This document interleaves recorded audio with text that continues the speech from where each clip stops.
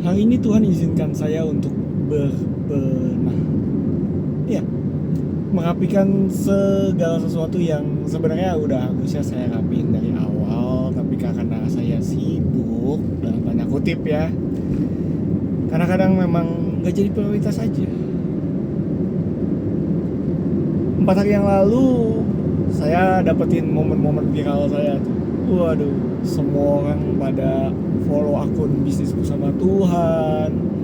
Terus juga saya bisa diizinkan dapat 1 customer. And so on, and so on, and so on, and so on.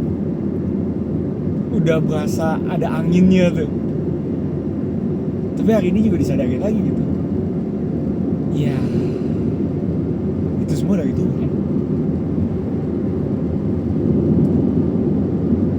Baru dikit aja masa udah sombong, baru dikit aja udah lupa sama jati diri sendiri, baru dikit aja kok malah begitu. Tapi dari situ Tuhan ngingetin saya juga untuk beberes. Dan ya, saya jujur aja ngelakuin itu juga di akun thread saya. Saya tulis bahwa ya Tuhan juga nyadarin saya gitu. Semua yang saya miliki itu punya Tuhan. Dan ya sepintar-pintarnya saya nggak boleh bersandar sama perhatian saya sendiri, nggak boleh bersandar sama pengetahuan saya sendiri, karena saya masih manusia, masih bisa salah, dan masih bisa punya masalah yang lebih besar daripada kapasitas saya. Tapi disitulah keindahan dari ngikut Tuhan. Meskipun saya nggak bisa, tapi saya punya Tuhan yang serba bisa. Masalah saya besar, tapi Tuhan saya lebih besar. Dan ya, hari ini pelajaran itu benar-benar kerasa dalam hidup saya. Saya diizinkan untuk berbenah, baik secara spiritual, bisnis, pekerjaan, dan juga pikiran saya. Karena apa yang saya pelajari, ya kadang yang kita harapin tuh nggak berjalan dengan sesuai apa yang kita plan gitu kan. Dan itu sesuatu yang sangat amat wajar. Terus Tuhan juga udah ngingetin saya lagi di renungan pagi hari ini. Ayat renungannya adalah Yeremia 29 ayat 11. Rancangan dia adalah rancangan damai sejahtera dan bukan rancangan kecelakaan, yang bisa memberikan kepada kita di depan penuh harapan. Tapi pembahasannya bukan sekedar janji, tapi pembahasannya ngebahas soal ya realita. Pagi-pagi udah kayak disiram air dingin gitu. Biar dibilang, kalau rencana kamu gak berjalan sesuai rencanamu, what would you do? Apa yang akan kamu lakukan? Apakah kamu akan masih tetap percaya Yeremia 29 ayat 11? Atau kamu lupa dan mengandalkan pengertianmu sendiri sehingga ya, again and again jatuh ke dalam dosa?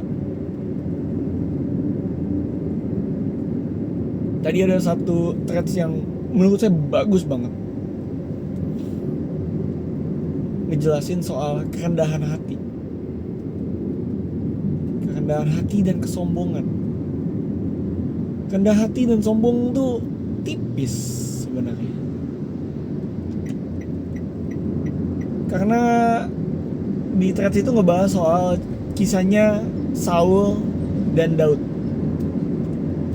Saul di awal dia dipanggil untuk jadi raja, Saul bilang gitu, Tuhan, saya ini paling kecil di suku yang paling kecil gitu. saya nggak bisa, saya nggak pede segala macam. Terus menerus Saul menunjukkan bahwa dia nggak mampu. Sedangkan Daud, kita tahu itu bocah kecil yang bilang, Goliat bisa saya lawan. Tapi dua-duanya sama-sama mengajarkan apa itu kesombongan dan apa itu kerendahan hati. Dan dari semua cerita itu ada satu kalimat yang menurut saya menjelaskan semuanya itu. Kesombongan adalah bilang, Tuhan bisa, tapi saya enggak. Tapi kerendahan hati itu bilang, saya enggak bisa, tapi Tuhan bisa. Postur hatinya yang beda, posisinya beda. Walaupun katanya dibentuk dengan kata-kata yang sama, tapi karena urutannya berbeda, artinya luar biasa berbeda.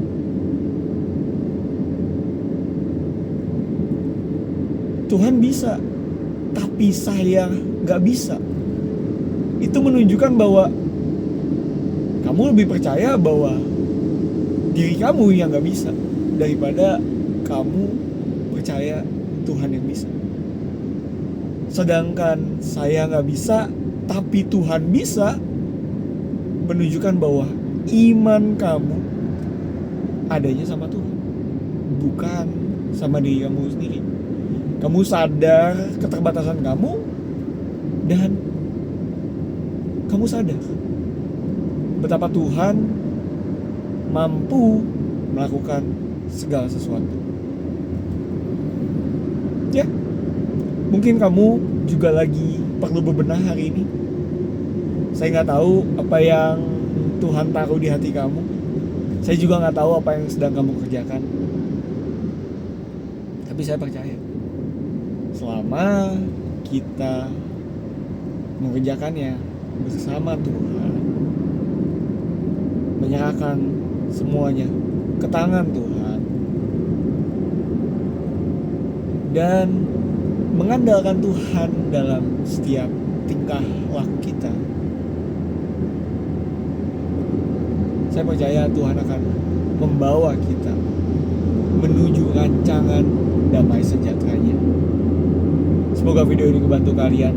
Nama saya Eskil Wijaya. Tuhan Yesus memberkati. Bye.